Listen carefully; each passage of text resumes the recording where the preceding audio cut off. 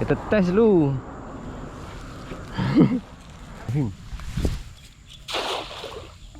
Boleh lah bang.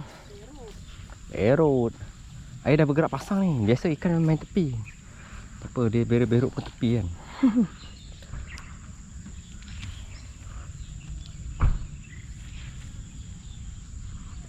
Macam ada.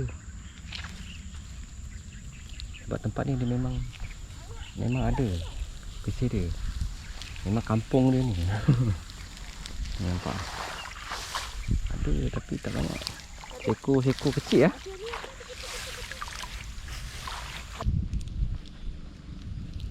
Biasanya tak jadi macam ni ikan besar. Oh, nampak tu?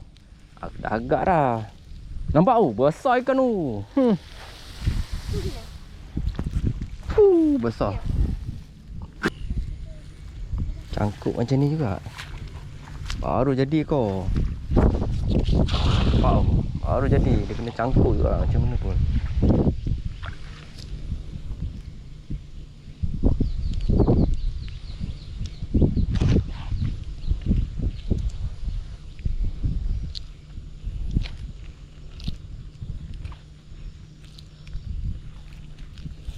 Tak ada kembang tak ada Dia kena koncup.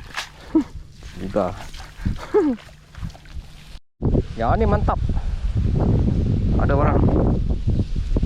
Tak tahu ikan apa.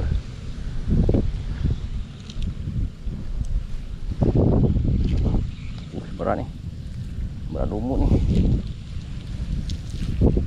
Apa tu yang padu sangat tu? Besar. Besar ni. Mantap. Mantap padu. Balik yang terakhir.